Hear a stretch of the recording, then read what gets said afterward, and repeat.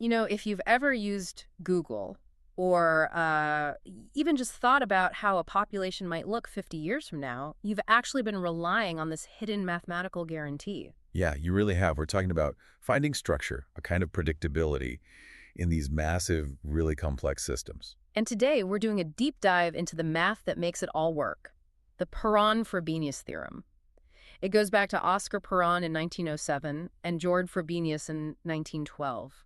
Our mission today is to uncover how this pretty abstract concept can promise a stable, predictable outcome, even when you're dealing with millions of moving parts. That's the core assertion, isn't it? We're talking about systems you can model with a square matrix where every number is non-negative. Exactly. Things like probabilities or links between websites. The theorem finds this single, hidden mathematical driver that, sets the long-term rhythm for the whole system. And it guarantees the system won't just explode or collapse. That's the beauty of it. It assures us there's what's called a Perron root. The main insight isn't just that this special number, this dominant eigenvalue exists, but that it's unique, it's real, and it's positive.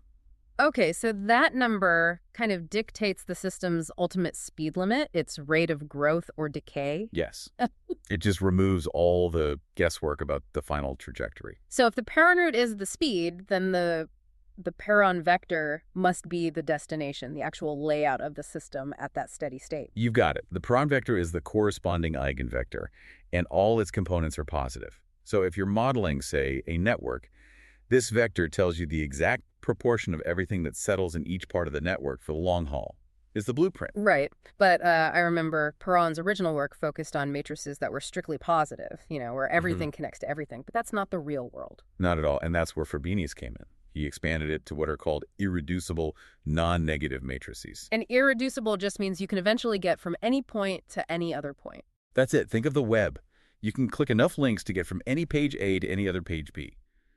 Frobenius realized that as long as that connectability is there, the math still holds perfectly, even with a bunch of zeros in the matrix. Wow. Okay. So that makes it apply to almost any large network we can think of. It's why it's so profound. The applications are everywhere. We mentioned PageRank. That's literally the PFT eigenvector ranking web pages. But it's also fundamental in demography, for population models, and even for modeling how ideas spread in social networks. It provides this mathematical bedrock for automating really complex outcomes.